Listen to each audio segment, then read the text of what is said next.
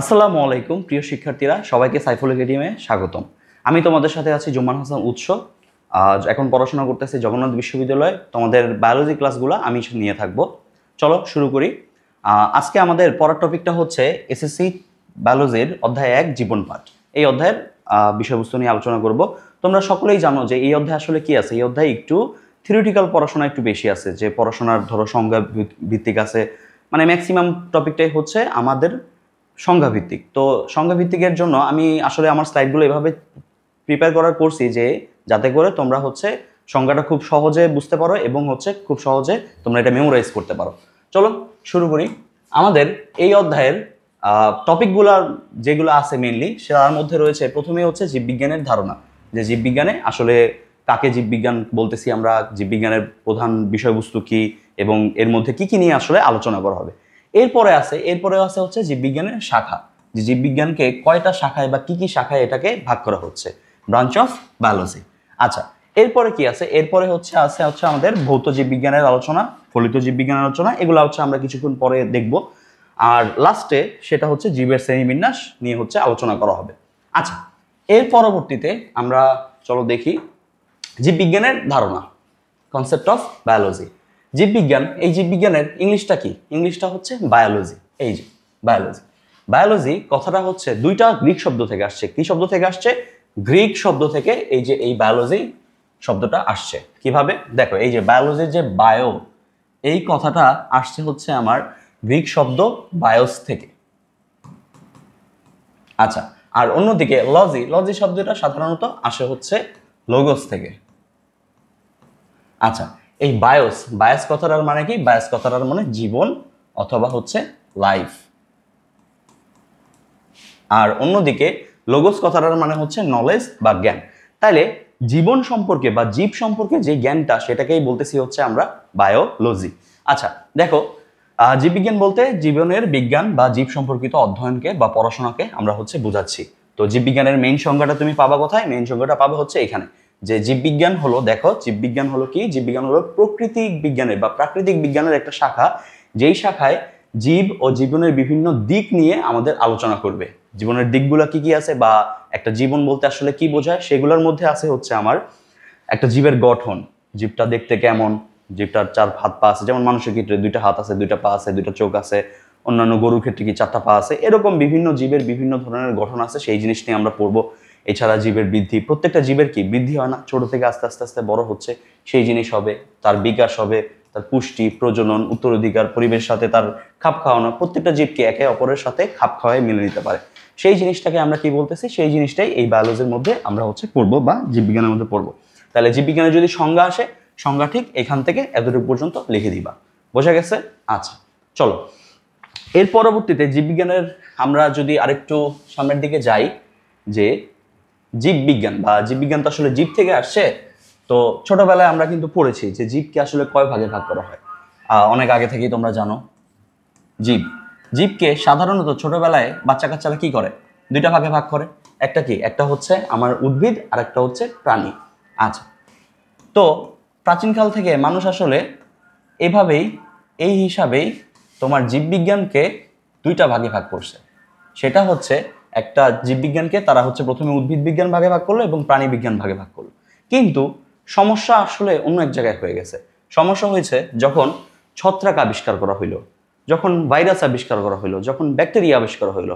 যেমন আমি যদি একটু ছত্রাকের কথা চিন্তা করি, ছত্রাক তো সবাই জানো, খাইছো না? মাশরুম খাইছো না? স্যুপের মধ্যে রেস্টুরেন্টে গিয়ে স্যুপ খাও, গপ গপ করে, স্যুপের মধ্যে কি মাশরুম থাকে না? আচ্ছা, মাশরুমটা কি নড়াচড়া করতে পারে? না, নড়াচড়া তো করতে পারে না। তাহলে এটা কিসের মধ্যে দেওয়া হয়? এটা উদ্ভিদের মধ্যে দিতে পারো তুমি। আবার অনেক সময় কি হয়েছে, মাশরুম তো নিজের খাদ্য নিজে তৈরি করতে পারে না, এটা তো কালার হয় সাদা।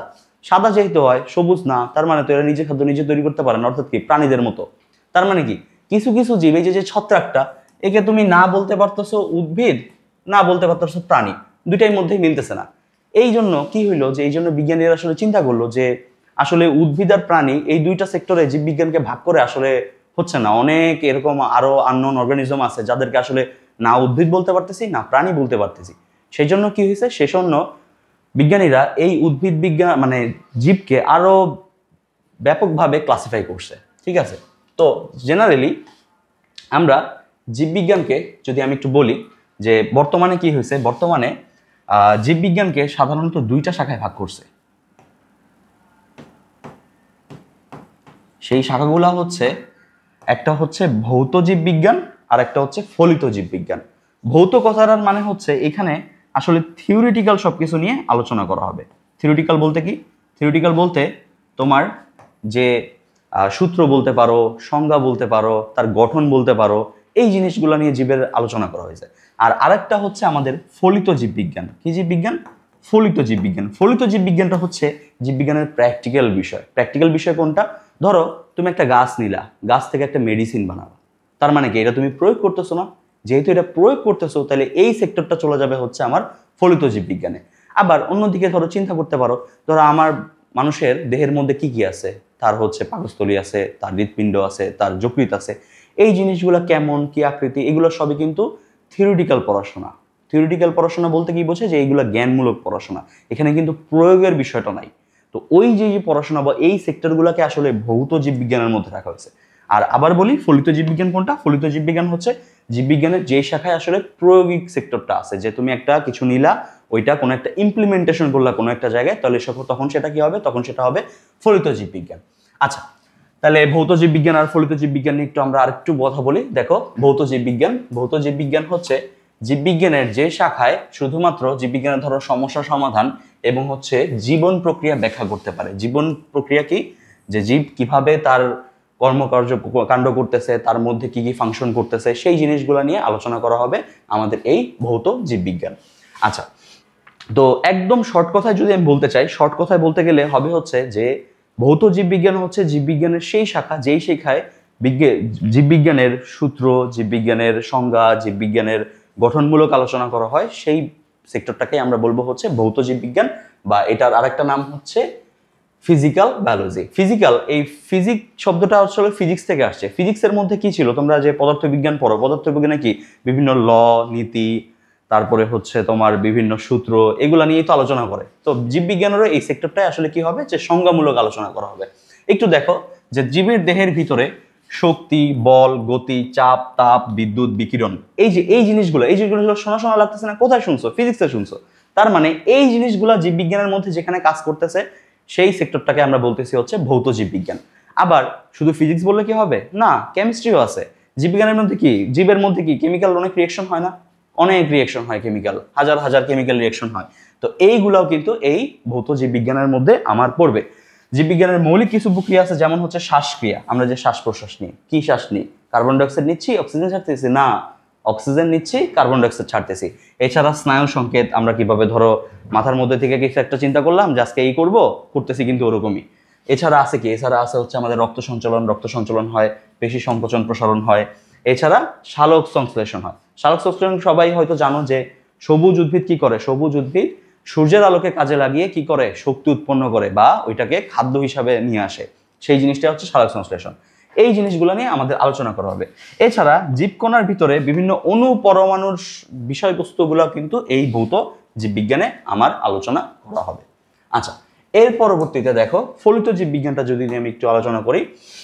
ফলিত জীববিজ্ঞান হচ্ছে, একটু আগে কিন্তু বলছি যে ফলিত জীববিজ্ঞান কি? ফলিত জীববিজ্ঞান হচ্ছে জীববিজ্ঞানের এমন একটা শাখা যেখানে প্র্যাকটিক্যাল বিষয়বস্তু নিয়ে আলোচনা হয়, যে প্রায়োগিক শাখা। যে দেখো, যেই শাখা যেখানে জীববিজ্ঞানের মৌলিক জ্ঞানকে ব্যবহারিক জীবনের, কি জীবনের?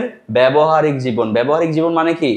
প্র্যাকটিক্যাল জীবন। সেই ব্যবহারিক জীবনের বিভিন্ন সমস্যা সমাধানের কাজে লাগায়, সেটাই হচ্ছে আমার ফলিত জীববিজ্ঞান। ধরো ফলিত জীববিজ্ঞানের আমি একটা শাখা যদি বলি, ফার্মেসি। ফার্মেসি কি করে? ফার্মেসি যে সাবজেক্টটা আছে, সেই সাবজেক্টটা আসলে ওষুধপত্র নিয়ে আলোচনা করায়। ওষুধপত্র কি? তোমার সংজ্ঞা যে আচ্ছা এই ওষুধের এই কাজ, এই ওষুধের এই কাজ না। এটা কেন আবিষ্কার করা হয়েছে? কারণ এই ওষুধপত্র আসলে মানুষ বা অন্যান্য জীবজন্তুর কি করে? কোনো একটা রোগ হলে সেই রোগকে নিরাময় করতে সাহায্য করে। তার মানে কি? ফলিত জীববিজ্ঞানে আসলে প্রায়োগিক জীবনের যত সমস্যা আছে, জীবনের যত সমাধান, সব এইখানেই তুমি পাবা, এবং এটাকে হচ্ছে মানব কল্যাণে প্রয়োগ করতে হবে। ধরো একটা ওষুধ বানাইলা, সবাইকে মেরে ফেলতেছে, তাহলে তো হবে না। অবশ্যই ওষুধপত্র সবকিছু কল্যাণে, মানুষের কল্যাণে ব্যবহার করতে হবে। এছাড়া দেখো ফলিত জীববিজ্ঞানের মূল ধারণা কি আছে? জীববিজ্ঞানের গবেষণা, আবিষ্কার, কৃষি, চিকিৎসা, শিল্প, পরিবেশ সংরক্ষণ ইত্যাদি বিভিন্ন কাজে আমরা এই ফলিত জীববিজ্ঞান ব্যবহার করি। আচ্ছা, তাইলে এখন তো আমরা এতটুকু জানি যে জীববিজ্ঞানকে কি করছে, যে ভৌত জীববিজ্ঞান আর ফলিত জীববিজ্ঞান দুইটা শাখায় ভাগ করছে। এখন কি করতে হবে, এই যে ভৌত জীব বিজ্ঞান, ফলিত জীব বিজ্ঞান, এইগুলার আরো এক্সটেন্ড করে আমাদের করতে হবে, যে এগুলার আরো অনেক শাখা আছে, সেই শাখাগুলো নিয়ে আলোচনা করতে হবে, সেই শাখার মধ্যে কি কি বলছে সেগুলো নিয়ে আলোচনা করতে হবে। আচ্ছা চলো পরবর্তী স্লাইডে আমি যাই। পরবর্তী স্লাইডে হচ্ছে তোমার, আচ্ছা ভৌত জীব বিজ্ঞানের শাখাগুলো নিয়ে আমরা হচ্ছে একটা 1 বাই 1 আলোচনা করব। প্রথম শাখা আছে কি, প্রথম সংখ্যা আছে হচ্ছে আমাদের অঙ্গ সংস্থান বা মরফোলজি। মরফোলজি জিনিসটা কি, মরফোলজি জিনিসটা হচ্ছে কোন একটা জীব বাইরে থেকে দেখতে কেমন এবং ভিতর থেকে দেখতে কেমন সেই জিনিসটা। খুবই সিম্পল ভাষায় বললাম, মানে হচ্ছে ধরো মানুষ আর একটা ধরো উদ্ভিদ, দুটার মধ্যে কি বাইরের দিক থেকে দেখতে অনেক অমিল আছে না, বা অনেক আলাদা আলাদা বৈশিষ্ট্য আছে না।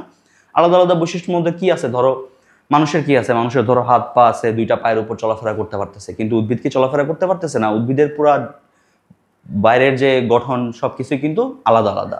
উদ্ভিদের ধরো পাতা আছে, মানুষের কি পাতা থাকে না, থাকে না। তো এই জিনিসগুলোই হচ্ছে মরফোলজি বা হচ্ছে অঙ্গ সংস্থানের মধ্যে আলোচনা করা হবে। কি কি আছে দেখো, জীবের সার্বিক অঙ্গসংস্থানিক বা দেহের গঠন কি করে, দেহের গঠন বর্ণনা করে এই শাখায়। এই শাখাকে আবার দুইটা ভাগে ভাগ করে।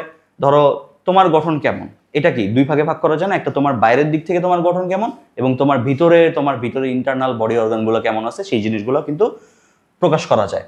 তো দেহের বাইরের যে বর্ণনা করা হয় সেটাকে আমরা বলা হচ্ছে বহি অঙ্গসংস্থান বা এক্সটার্নাল মরফোলজি, আর অন্যদিকে দেহের অভ্যন্তরীণ যে বর্ণনাগুলো আছে সেগুলোকে বলা হয় হচ্ছে অন্ত অঙ্গসংস্থান বা ইন্টারনাল মরফোলজি। সো মরফোলজি ওয়ার্ডটা নিয়েই বুঝবা যে মরফোলজি এটা হচ্ছে আমার কি দেহের গঠন বর্ণনা করে, এক্সটার্নাল হইলে কি বাইরেরটা, ইন্টারনাল হইলে ভিতরেরটা।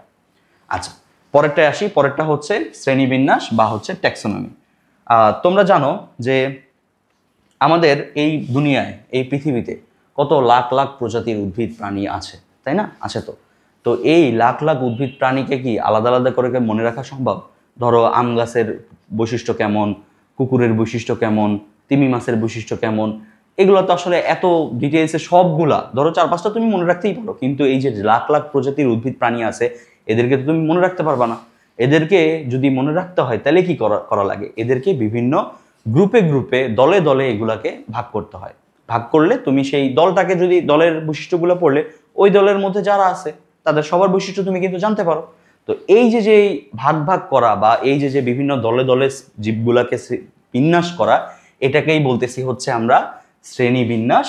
আর যেই পড়াশোনায় বা যেই শাখায় এই শ্রেণীবিন্যাসটা করা হয় সেই শাখাকে বলতেছি আমরা শ্রেণীবিন্যাস বিদ্যা। ইংলিশে এটাকে কি বলা হয়, ইংলিশে এটাকে বলা হয় ট্যাক্সোনমি। আচ্ছা ট্যাক্সোনমিটা কি করা, এই দেখো জীবের শ্রেণীবিন্যাস এবং তার রীতিগুলাকে আলোচনা করা হচ্ছে। আচ্ছা এর পরবর্তীতে যাই আমরা, এর পরবর্তীতে আছে হচ্ছে আমার শরীরবিদ্যা বা ফিজিওলজি। তোমরা অনেকেই কনফিউজ হবা যে ধরো হচ্ছে তোমাদের মধ্যে সমস্যা হয়েছে মরফোলজি আর ফিজিওলজি, এই দুটার মধ্যে তোমরা গুলায় ফেলো। কিভাবে গুলায় ফেলো, ধরো শরীরবিদ্যা মানে কি, শরীর নিয়ে সম্পর্কে আলোচনা করা হবে, শরীরের চোখ কান কি আছে, না। শরীরবিদ্যা মানে হচ্ছে শরীরের ভিতরে যেই প্রক্রিয়াগুলো হয়, যেই জৈব রাসায়নিক ক্রিয়াকলাপ হচ্ছে সেগুলোকে আমরা শরীরবিদ্যার মধ্যে রাখি। যেমন দেখো জীবদেহের নানা অঙ্গ প্রত্যঙ্গের মধ্যে যেই জৈব রাসায়নিক ক্রিয়া হয়, যেমন শ্বসন। শ্বসনটা কি, শ্বসন হচ্ছে আমরা যে শ্বাস প্রশ্বাস নিচ্ছি এবং অক্সিজেনের সাহায্যে যে খাবার থেকে শক্তি পাচ্ছি সেটা হচ্ছে শ্বসন, একটা কি জৈব রাসায়নিক বিক্রিয়া। এরপরে আছে কি, এরপরে রেচন, শরীর থেকে প্রয়োজনীয় মানে অপ্রয়োজনীয় যে খারাপ উপাদান আছে সেগুলোকে শরীর থেকে বের করে দেওয়ার প্রক্রিয়া। এছাড়া আছে কি সালোক সংশ্লেষণ, সবুজ উদ্ভিদ যে খাদ্য তৈরি করে যে প্রক্রিয়ায়, সেই প্রক্রিয়াগুলা এই শাখায় আলোচনা করা হবে। তার মানে কি ফিজিওলজি বা শরীরবিদ্যা কিন্তু কখনোই শরীরের অঙ্গ প্রত্যঙ্গ নিয়ে আলোচনা করতেছে না, আলোচনা করতেছে কি, আলোচনা করতেছে অঙ্গ প্রত্যঙ্গের ভিতরে কি কি ক্রিয়াকলাপ বিক্রিয়া হচ্ছে সেই নিয়ে আলোচনা করতেছে। তো আশা করি এই জিনিসটা নিয়ে ভুলবা না। আচ্ছা এরপরে আসো হিস্টোলজি। এই যে হিস্টো এই হিস্টো কথাটার মানে হচ্ছে টিস্যু। টিস্যু কি, এই টিস্যু কিন্তু বসুন্ধরা টিস্যু না, এই টিস্যু কি আমাদের দেহের যে কোষগুলো আছে সেই কোষগুলো একসাথে হয়ে যখন একটা কাজ করবে তখন সেই অনেকগুলো একগুচ্ছ কোষ, সেই একগুচ্ছ কোষকে আমরা বলি হচ্ছে টিস্যু। তো জীববিজ্ঞানের যে শাখায় এই টিস্যুর গঠন বিন্যাস নিয়ে আলোচনা করা হবে সেই শাখাকে আমরা বলতেছি হিস্টোলজি। এরপরে আছে ভ্রূণবিদ্যা। ভ্রূণটা কি, ভ্রূণটা হচ্ছে একটা জীব যখন প্রিম্যাচিউর অবস্থায় থাকে। প্রিম্যাচিউর বলতে কি, প্রিম্যাচিউর বলতে যখন ধরো যেই জীবগুলা ধরো মায়ের পেটে জন্মগ্রহণ করে, মায়ের পেটে একটা অবস্থায় থাকে, সেই অবস্থাটাকে কিন্তু আমরা বাচ্চা বলি না। বাচ্চা কখন বলি, ধরো জন্ম হওয়ার পরে যে স্টেজটা সেটাকে বলি বাচ্চা। বাচ্চা হওয়ার আগে মায়ের পেটে যেই অবস্থানে ছিল সেই অবস্থানটাকে বলা হয় হচ্ছে ভ্রূণ। তাইলে ভ্রূণ নিয়ে যেই পড়াশোনা করা হবে বা যে আলোচনা করা হবে সেগুলোকে আমরা বলবো হচ্ছে ভ্রূণবিদ্যা বা এমব্রায়োলজি। কি? এমব্রায়োলজি। ভ্রূণের ইংলিশ হচ্ছে এমব্রায়োলজি, মানে বিদ্যা, তার মানে হচ্ছে ভ্রূণবিদ্যা। দেখো তাহলে, দেখো কি বলতেছে যে জনন কোষের উৎপত্তি। জনন কোষ মানে কি? জনন কোষ মানে যেই কোষগুলা দিয়ে আসলে প্রজনন সংঘটিত হয়। নিষিক্ত জাইগোট, জনন কোষ দুইটা। জাইগোটটা কি? জাইগোটটা নিয়ে একটু আলোচনা করি। জাইগোট হচ্ছে, ধরো আমরা জানি কি, আমরা জানি যে ধরো হচ্ছে একটা, যখন নতুন একটা অর্গানিজম হবে বা নতুন একটা প্রাণী আসবে, তখন কি তার বাবা এবং মা থেকে দুইটা জনন কোষ এসে মিলিত হয়। মিলিত হওয়ার পরে যেই প্রথম কোষটা থাকে সেটার নামই হচ্ছে জাইগোট। কি? জাইগোট কোনটা? বাবা মার থেকে যে কোষ দুইটা আসতেছে, কোষ দুইটা আসার পরে মিলিত হবে। মিলিত হয়ে একটা মানুষের জীবন বা একটা প্রাণীর জীবনের যে প্রথম কোষ, সেই কোষটাকেই আমরা বলতেছি হচ্ছে জাইগোট। এই জাইগোট থেকে ভ্রূণের সৃষ্টি, গঠন, এর পরিস্ফুটন, বিকাশ সবই আলোচনা করা হয় এই ভ্রূণবিদ্যায়। আচ্ছা, এরপরে চলো, এরপরে আরো কয়েকটা আছে। এরপরে হচ্ছে কোষবিদ্যা। এটা সবচেয়ে ইজি। কোষবিদ্যা মানে কি? কোষ নিয়ে অ্যাকচুয়ালি যেই শাখায় আলোচনা করা হবে সেটা হচ্ছে কোষবিদ্যা। দেখো দেহের কোষের গঠন, কার্যাবলী, বিভাজন সম্পর্কে এই জায়গায় আলোচনা করা হয়। এরপরে একটা ইম্পর্টেন্ট টপিক আছে, সেটা হচ্ছে আমার বংশগতি বিদ্যা বা জেনেটিক্স। বংশগতি মানে কি? ধরো কোনো একটা মানুষ, তার ছেলে মেয়ে হইলো, তার ছেলে মেয়ে কি অবশ্যই তার কাছাকাছি হবে। ধরো অনেক সময় কি হয় না, যে বাবার মতো ছেলে হইছে বা মায়ের মতো মেয়ে হইছে, এরকম বলি না? তাহলে এই যে যে ক্যারেক্টারিস্টিক্স বা বৈশিষ্ট্যগুলা এক জেনারেশন টু আরেক জেনারেশনে যাচ্ছে, কিভাবে যাচ্ছে, কেন যাচ্ছে, এই জিনিসটা যেখানে আলোচনা করা হয় সেটাই হচ্ছে আমার বংশগতি বিদ্যা, বা ইংলিশে এটাকে বলতেছি আমরা জেনেটিক্স। আচ্ছা, জেনেটিক্সে কি বলা হয়? জিন ও জীবের বংশগতি ধারা সম্পর্কে আলোচনা করা হয়। আচ্ছা, এখানে কিন্তু একটা কথা আছে, সেটা হচ্ছে জিন। জিনটা কি?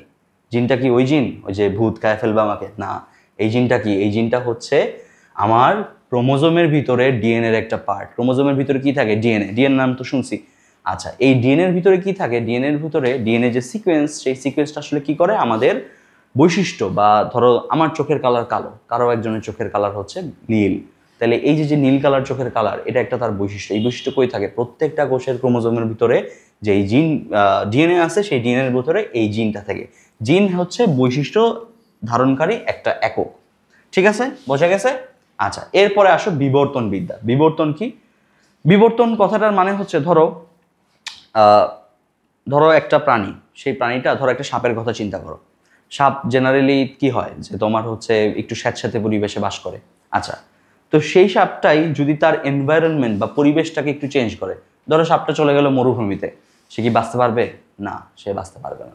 তো সেইখানে বাঁচার জন্য ধরো আস্তে আস্তে গ্র্যাজুয়ালি তাকে হচ্ছে স্যাঁতস্যাঁতে জায়গা থেকে শুকনা জায়গায় নেওয়া হয়েছে, বা সে চলে গেছে নিজে। তাহলে কি হবে? সে তার অভ্যন্তরীণ বডির মধ্যে যে অ্যাডাপ্টেশন করবে। কি অ্যাডাপ্টেশন করবে? যে প্রতিকূল একটা পরিবেশ তার সামনে আসে, সেই পরিবেশটাকে সে হচ্ছে অ্যাডাপ্ট করবে। সেই অ্যাডাপ্ট করার পরে তার নিজের ভিতরে কিছু ক্যারেক্টার বা বৈশিষ্ট্য চেঞ্জ করবে। ধরো সাপের স্কিন হয়ে গেল একটু মোটা, খসখসে হয়ে গেল, যাতে করে সে গরমটা সহ্য করতে পারে। এই জিনিসটাই হচ্ছে বিবর্তন। তাহলে বিবর্তন নিয়ে যেই শাখায় আলোচনা করা হবে সেটা হচ্ছে আমরা বলবো বিবর্তন বিদ্যা বা হচ্ছে এভলিউশন। তো পৃথিবীতে প্রাণের বিকাশ, জীবের বিবর্তন এবং এর ক্রমবিন্যাস, সেগুলো সবই হচ্ছে এখানে এই সেক্টরে আলোচনা করা হয়। আচ্ছা, তাহলে এইগুলা হচ্ছে আমার গেল কি, এইগুলা হচ্ছে আমার ভৌত জীববিজ্ঞানের কিছু পার্ট। আরো কয়েকটা পার্ট আছে, এই লাস্টের তিনটাই বাকি আছে। একটা হচ্ছে বাস্তুবিদ্যা। ছোটবেলা পড়ছি না বাস্তুতন্ত্র? বাস্তুতন্ত্র কি ছিল? যে একটা পরিবেশে যতগুলা জীব উপাদান আছে, জড়জ উপাদান আছে, সেই জীব ও জড়জ উপাদান নিজেদের মধ্যে মিলেমিশে তারা একসাথে থাকতেছে, এই জিনিসটা কি? বাস্তুতন্ত্র ছিল। তাহলে যেই সেক্টরে হচ্ছে বাস্তুতন্ত্র নিয়ে আলোচনা করা হয় সেটাকেই আমরা বলতেছি হচ্ছে বাস্তুবিদ্যা বা ইকোলজি বলতেছি। আচ্ছা, দেখো এই শাখায় কি? প্রাকৃতিক পরিবেশের সাথে জীবের আন্তঃসম্পর্ক নিয়ে আলোচনা করা হচ্ছে। আচ্ছা, এরপরে কি আছে? এরপরে আরেকটা ইম্পর্টেন্ট টপিক, সেটা হচ্ছে এন্ডোক্রাইনোলজি। যেগুলো ইম্পর্টেন্ট জিনিস সেগুলো কিন্তু একটু ভালো করে দেখবা, সেগুলো থেকে জেনারেলি তোমাদের হচ্ছে কোশ্চেন আসে পরীক্ষায়। আচ্ছা, এন্ডোক্রাইন। এন্ডোক্রাইন এন্ডোক্রাইন কথাটার মানে হচ্ছে হরমোন। কি? হরমোন। আমরা তো শুনছি হরমোন সম্পর্কে অনেক কিছুই। হরমোন আসলে কি? হরমোন হচ্ছে, ধরো তোমার দেহের মধ্যে যে ক্রিয়া বিক্রিয়া হবে বা তোমার গঠনটা কেমন হবে, এই জিনিসগুলো আসলে মানে হরমোন নিয়ন্ত্রণ করে। তোমার যদি হরমোন সব কিছু ঠিকঠাক থাকে, সব গ্রোথ হবে। যেমন ছেলেদের দেখো, কিছু কিছু ছেলেদের হচ্ছে দাড়ি উঠে, কিছু কিছু ছেলেদের দাড়ি উঠে না। আমার যেমন একটু সুন্দর অনেক দাড়ি আছে। তাহলে এই যে যে দাড়িগুলা, এই দাড়ি অনেকের হয় না, আবার অনেকের বেশি হচ্ছে। তো এর কাহিনীটা, এর মূলত কাহিনীটা হচ্ছে হরমোনের কাহিনী। যার শরীরে হরমোন উৎপাদন খুব ভালো হয়, বেশি হয়, তার কিন্তু এই গ্রোথগুলো ভালো হবে, আবার যার হরমোন উৎপাদন কম হবে তার কিন্তু এই গ্রোথগুলো হবে না। শুধু দাঁড়িয়ে না, এছাড়া বডির যত বিকাশ আছে, যত সব কিছু আছে, সব কিছুই আসলে হরমোনের অনেক গুরুত্বপূর্ণ ভূমিকা আছে। তাহলে জীবদেহে যেই শাখায় হচ্ছে হরমোন নিয়ে আলোচনা করা হয় সেটাকে বলতেছি হচ্ছে এন্ডোক্রাইনোলজি। একটু মনে রাখতে হবে, নামটা কিন্তু একটু ডিফারেন্ট। আচ্ছা, এরপরে হচ্ছে জীব ভূগোল। কি ভূগোল? জীব ভূগোল। জীব তো আমরা বুঝি, ভূগোলটা কি? ভূগোল হচ্ছে ধরো এই যে পুরা পৃথিবী, এই পুরোটা পৃথিবী সব জায়গায় একই রকম দেখতে? বাংলাদেশ আর হচ্ছে ধরো সুইজারল্যান্ড কি একই রকম হবে? না। আবার যে এলাকায় ধরো তুষার পড়তেছে, বরফ পড়তেছে, তার সাথে কি মরুভূমির মিল আছে? না, অনেক অমিল আছে। এই যে পুরো পৃথিবীর যে ডাইভার্স একটা এনভায়রনমেন্ট, এটাকেই হচ্ছে বলা হয় ভূগোল। তো বিভিন্ন এনভায়রনমেন্টে কি বিভিন্ন ধরনের জীব আছে। ধরো সাহারা মরুভূমিতে যেই প্রাণীগুলো পাওয়া যায়, তোমার হচ্ছে সাউথ পোল বা নর্থ পোলে কি সেই ধরনের প্রাণী পাওয়া যাবে? না, পাওয়া যাবে না, কারণ সেখানে অনেক ঠান্ডা, এখানে অনেক গরম। তাহলে বিভিন্ন জায়গায় বিভিন্ন ধরনের জীব আছে। আচ্ছা, দেখো জীব ভূগোল বা বায়োজিওগ্রাফিতে কি নিয়ে আলোচনা করা হয়? যে পৃথিবীর বিভিন্ন ভৌগোলিক সীমারেখা, জীবের বিস্তৃতি এবং হচ্ছে এর অভিযোজন সম্পর্কে আলোচনা করা হয়েছে। অভিযোজন কি? অভিযোজন হচ্ছে পরিবেশ সাথে খাপ খেয়ে নেওয়ার যে প্রক্রিয়া, সেই প্রক্রিয়াকে বলা হয় হচ্ছে অভিযোজন। আচ্ছা, তাহলে এই হচ্ছে এই যে কয়টা পড়লাম আমরা, এই শাখাগুলো হচ্ছে জীববিজ্ঞানের ভৌত শাখা। তুমি কি এই শাখায় কোনো প্রয়োগিক জিনিস দেখছো? না। এই শাখায় কি দেখছো? এই শাখায় দেখছো যে সব কিছুই আসলে থিওরিটিক্যাল পড়াশোনা বা হচ্ছে তাত্ত্বিক জ্ঞান। কি বলে? তাত্ত্বিক জ্ঞান। তাত্ত্বিক জ্ঞানটা কি? ধরো এই জিনিসগুলো আসলে জ্ঞান আহরণ করার বিষয়, বই থেকে হোক বা তোমার হচ্ছে কোথাও ফিল্ড ট্যুরে গিয়ে হোক, এই জিনিসভাবে হচ্ছে আমরা বা বিজ্ঞানীরা এই জ্ঞানগুলা আহরণ করছে। আচ্ছা, এরপরে আসো হচ্ছে আমার ফলিত জীববিজ্ঞান। ফলিত জীববিজ্ঞান কিন্তু একটু আগে বলছি। ফলিত জীববিজ্ঞান কোনটা? জীববিজ্ঞানের প্রয়োগিক শাখা। যে কোনো জীববিজ্ঞানের জ্ঞানটাকে তুমি মানব কল্যাণে বা কোনো একটা জায়গায় প্রয়োগ করলা, সেটার ডিটেলসে, সেটাকে আমরা বলতেছি হচ্ছে ফলিত জীববিজ্ঞান বা অ্যাপ্লাইড বায়োলজি। তো এই অ্যাপ্লাইড বায়োলজিকে আবার অনেকগুলা শাখায় ভাগ করছে। তার মধ্যে আছে কি দেখো, জীবাশ্ম বিজ্ঞান। জীবাশ্ম কি? ফসিল। ফসিলের নাম তো আমরা শুনছি। ফসিল কি? ধরো অনেক আগে একটা প্রাণী মারা গেছে, সেই তার হাড়গোড় বা হচ্ছে তার দেহ অংশ বিশেষ পাওয়া গেছে নতুন করে, এটাই হচ্ছে ফসিল। তো এই ফসিল সম্পর্কে যে বিজ্ঞানটা আছে সেটাকে আমরা বলতেছি হচ্ছে জীবাশ্ম বিজ্ঞান, বা এটার ইংরেজিটা একটু দেখো যে প্যালিও অন্টোলজি। আচ্ছা, দেখো প্রাগৈতিহাসিক জীবের বিবরণ এবং জীবাশ্ম সম্পর্কিত এই বিজ্ঞানটা নিয়ে আলোচনা করা হয়। এরপর হচ্ছে জীব পরিসংখ্যান। পরিসংখ্যান বিষয়টা কি? পরিসংখ্যান বিষয়টা হচ্ছে হিসাব নিকাশ, যে কোনো একটা পরিবেশে কতগুলা জীব আছে, কতগুলা ধরো সুন্দরবনের কথাই বলি। সুন্দরবনে কি রয়্যাল বেঙ্গল টাইগার কি আস্তে আস্তে কমতেছে না? আগে ধরো হচ্ছে 500 ছিল, এখন হয়ে গেছে 200। তাহলে এই জিনিসটা সে পাইছে কিভাবে? এই জিনিসটা পাইছে ধরো অবজারভেশন করে, হিসাব করে টালি চিহ্ন করা হয়। গণিতে কিন্তু পড়ছো, পরিসংখ্যান পড়ছো না? পরিসংখ্যানে কি করা হয়? হিসাব করা হয় যে কে কত নাম্বার পাইলো, কে কয়টা আছে, কার কত জিনিসপত্র আছে। এই জিনিসগুলোই হচ্ছে পরিসংখ্যানের মধ্যে। তাহলে জীব নিয়ে সেই পরিসংখ্যান বিদ্যাটা আছে, এটাকে কি করবে? জীবের মধ্যে পরিসংখ্যান বিষয়ক বিজ্ঞান। আচ্ছা, এরপরে আসা হচ্ছে পরজীবী বিজ্ঞান। পরজীবী কথাটার মানে কি? যে অন্যের উপর তার জীবনটা সে হচ্ছে নির্ভর করবে বা ডিপেন্ডেন্ট। তাহলে পরজীবী কি কি আছে? ধরো পরজীবী, ধরো ভাইরাস হইতে পারে, ব্যাকটেরিয়া হইতে পারে, ছত্রাক হইতে পারে, এইগুলো হচ্ছে পরজীবী। তাহলে এই যে পরজীবী জীবের জীবন প্রণালী, এই জিনিসগুলো হচ্ছে এই পরজীবী বিদ্যা আলোচনা করা হয়, প্যারাসিটোলজি। এরপরে হচ্ছে মৎস্য বিজ্ঞান বা ফিশারিজ। এটা খুবই ইম্পর্টেন্ট একটা জিনিস, কারণ আমরা কি মাছে ভাতে বাঙালি না? তার মানে কি আমাদের জীবনে কিন্তু মাছ খুবই দরকার, মাছ খাওয়ার জন্য। তো মাছ নিয়ে যে বিজ্ঞান আলোচনা করা হইতেছে সেটা হচ্ছে মৎস্য বিজ্ঞান। ইজি। আচ্ছা, এরপরে দেখো পরবর্তী টপিক, সেটা হচ্ছে, এটা একটা ইম্পর্টেন্ট টপিক, সেটা হচ্ছে এন্টোমোলজি। পরীক্ষায় কীটতত্ত্ব দেয় না, পরীক্ষা দেয় কি? পরীক্ষা ইংলিশ নামটা দেয় এন্টোমোলজি। তোমরা সবসময় কি করবা? বাংলা ভার্সনে যারা আছো তারা অবশ্যই বাংলা নামের পাশাপাশি তার ইংলিশ টার্মটা কি সেটা অবশ্যই শিখে রাখবা সবগুলো সেক্টরে। সেটা বায়োলজি হোক, ফিজিক্স হোক, কেমিস্ট্রি হোক, কোনো সমস্যা নাই, সবগুলোই পড়বা। কারণ পরীক্ষার কোশ্চেনে কি করে? স্যার একটু ট্রিক্স ইউজ করে। কি ট্রিক্স ইউজ করে? তুমি তো বাংলাটাই পড়ছো, কীটতত্ত্ব বললে তো বুঝবাই। কীট মানে কি? কীট পতঙ্গ মানে কি? যে এই শাখায় কীট পতঙ্গ নিয়ে আলোচনা করা হয়, কিন্তু তোমাকে তো কীটতত্ত্ব দিবে না, তোমাকে দিবে কি? এন্টোমোলজি।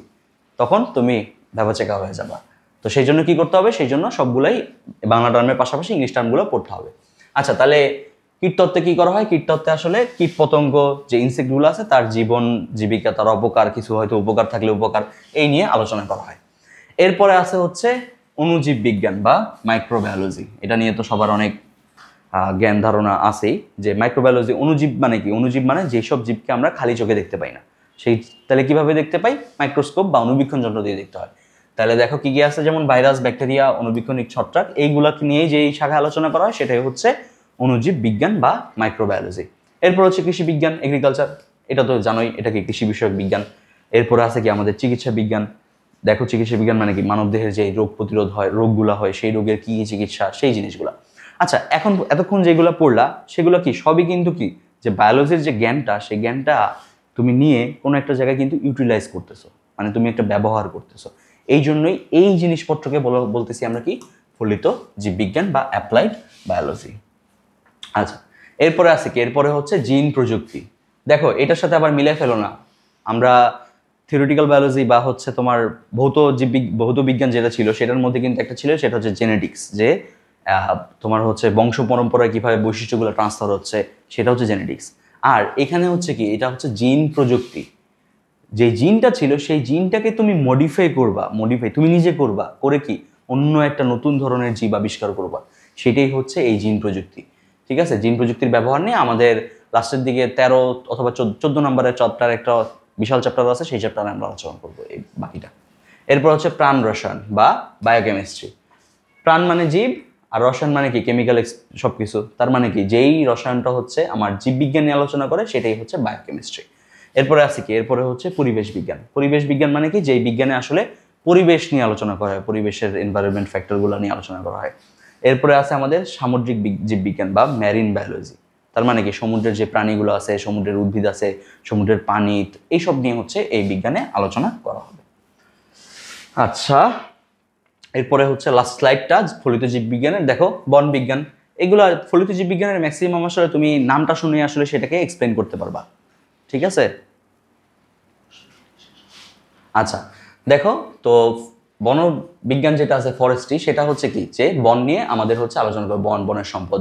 এরপরে আছে কি, এরপরে হচ্ছে আমাদের জীব প্রযুক্তি আছে। জীব প্রযুক্তি কি, জীব প্রযুক্তি আমরা একটু আগে মনে পড়ছি, এটা ডাবল চলে আসছে, যে তোমার এটা হচ্ছে মানব ও পরিবেশ কল্যাণে জীবের তোমার ব্যবহার করা হবে। এরপর হচ্ছে ফার্মেসি, একটু আগে তো বলছিলাম যে মানুষের বিভিন্ন রোগ হয়, সেই রোগের জন্য কি ওষুধ আবিষ্কার করা লাগবে, সেই ওষুধগুলোকে, এগুলো প্রয়োগিক জিনিস। তাহলে ফার্মেসিও আসলে হচ্ছে আমার ফলিত জীববিজ্ঞানের উদাহরণ। এছাড়া আছে কি, এছাড়া হচ্ছে বন্য প্রাণীবিদ্যা আছে, ওয়াইল্ড লাইফ আছে, যে বনের প্রাণী নিয়ে আলোচনা করা হয়। এরপরে আসে হচ্ছে বায়ো ইনফরমেটিক্স, এটা একটু ইম্পর্টেন্ট। বায়ো ইনফরমেটিক্সটা কি, দেখো কম্পিউটার প্রযুক্তি নির্ভর জীববিজ্ঞান, যে জীববিজ্ঞানের যে জিনিসপত্র আছে যেগুলো কম্পিউটারাইজড হয়, যেমন তোমার ডিএনএ কেমন, এই স্যাম্পলগুলো কিন্তু আসলে হিউম্যানের পক্ষে সম্ভব নয় এগুলো নিয়ে ডেসক্রাইব করা। এগুলোর জন্য আমাকে কম্পিউটারে হেল্প নিতে হয় বা কম্পিউটারের শরণাপন্ন হয়, অথবা বিভিন্ন মেশিন, ধরো কানের মেশিন হইতে পারে, X ray machine, MRI machine, এই জিনিসগুলো কিন্তু আসলে এই সেক্টরটার মধ্যে পড়ছে। কোন সেক্টর? বায়ো ইনফরমেটিক্সের মধ্যে পড়ছে।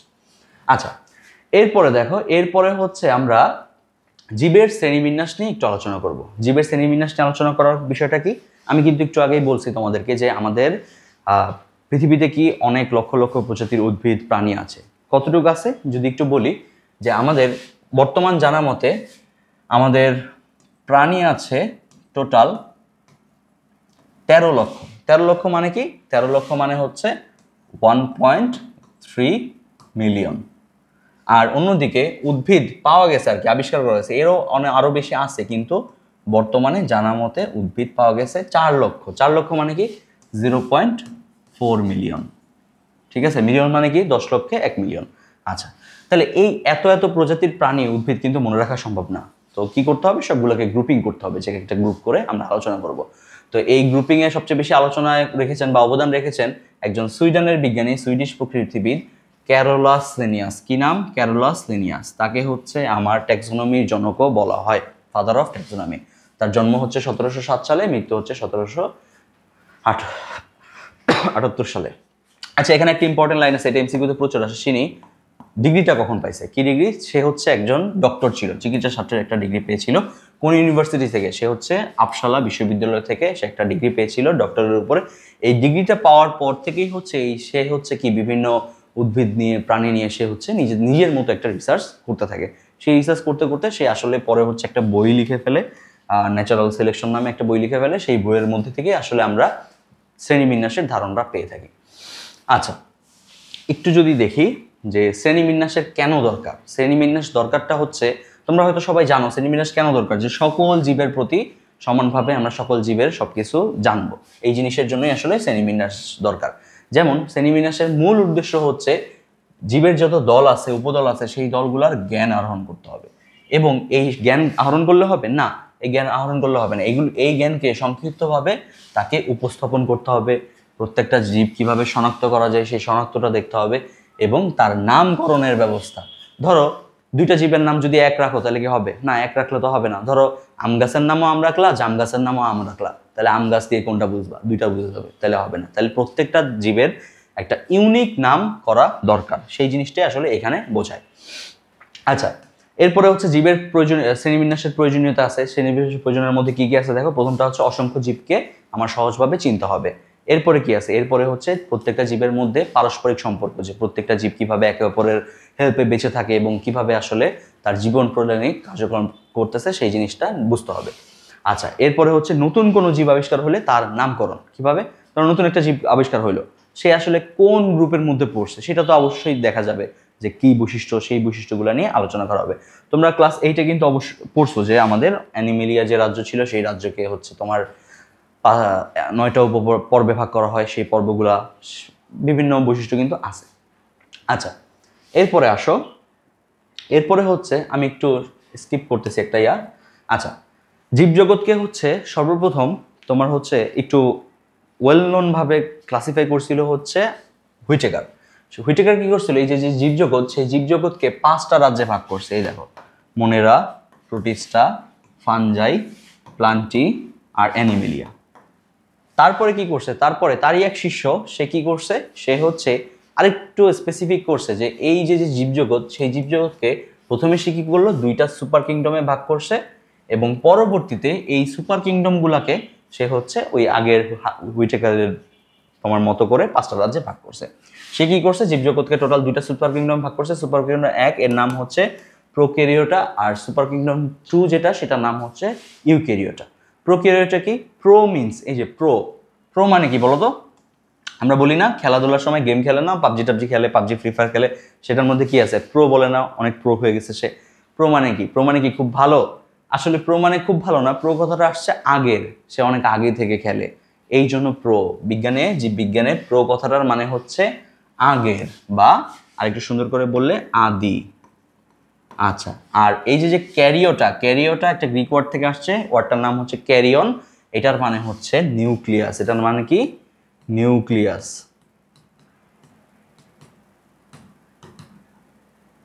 আচ্ছা, তার মানে কি? যাদের নিউক্লিয়াসটা একটু আগের মতো সেটা হচ্ছে প্রোক্যারিওটা। আর ইউক্যারিওটা, ইউ মানে কি? ইউ মানে হচ্ছে আমার আধুনিক। ঠিক আছে, তার মানে যাদের নিউক্লিয়াসটা একটু উন্নত হবে, আধুনিক হবে, সেটা হচ্ছে আমার পড়বে কিসের মধ্যে? ইউক্যারিওটার মধ্যে। এখন আধুনিক আর আদি এটা আমরা বুঝবো কিভাবে? যাদের হচ্ছে প্রোক্যারিওটা, তাদের হচ্ছে নিউক্লিয়াসের বিভিন্ন ধরনের নিউক্লিয়ার অঙ্গাণু, যেমন কি কি আছে, ধরো মাইটোকন্ড্রিয়া আছে, প্লাস্টিড আছে, এই জিনিসগুলো কিছুই আসলে থাকবে না। তাদের শুধুমাত্র রাইবোজোম থাকে। কি থাকবে? শুধুমাত্র রাইবোজোমটা থাকে, আর কিছুই আসলে থাকে না। শুধু রাইবোজোম এটা থাকবে, আর বাকি কিছুই থাকবে না। আর অন্যদিকে ইউক্যারিওটা যারা, তাদের আসলে কম বেশি কোষের যত সমস্ত উপকরণ আছে সবই আসলে তাদের থাকে। আচ্ছা, এরপরে দেখো এই যে প্রোক্যারিওটা, এই প্রোক্যারিওটার রাজ্যকে আবার, মানে প্রোক্যারিওটার যে সুপার কিংডম, সেই সুপার কিংডমকে একটা কিংডমে ভাগ করছে, সেটার নাম হচ্ছে মোনেরা। মোনেরার মধ্যে কি কি আছে আমি যদি একটু বলি, ধরো হচ্ছে ব্যাকটেরিয়া, নষ্টক, এই জিনিসগুলো আছে। আচ্ছা, আর অন্যদিকে হচ্ছে প্রোটিস্টা রাজ্য। এরপরে দেখো, এরপরে যে সুপার কিংডম 2 ইউক্যারিওটা, সেটাকে আবার 4টা কিংডমে ভাগ করে। কিংডমগুলো কি আছে? কিংডমগুলো হচ্ছে প্রোটিস্টা আছে, ফানজাই আছে, প্লান্টি আছে, অ্যানিমেলিয়া আছে। তো প্রোটিস্টার মধ্যে কারা পড়ছে? প্রোটিস্টার মধ্যে হচ্ছে যারা এককোষী, জেনারেলি এককোষী এবং হচ্ছে উন্নত কোষের, তাদেরকে পড়ছে। যেমন হচ্ছে অ্যামিবা আছে, আমাদের ডায়াটম আছে, এদের পড়ছে। এছাড়া রাজ্য 3-এ হচ্ছে ফানজাই। ফানজাই আসলে ছত্রাক বোঝায়, যে আমরা মাশরুম, ইস্ট, এই জিনিসগুলো পড়ছে। আর সবচেয়ে লাস্টের যে প্লান্টি আর হচ্ছে অ্যানিমেলিয়া আছে, একটু ভুল হয়েছে, এটার নাম হচ্ছে প্লান্টি। এটার নাম কি? প্লান্টি।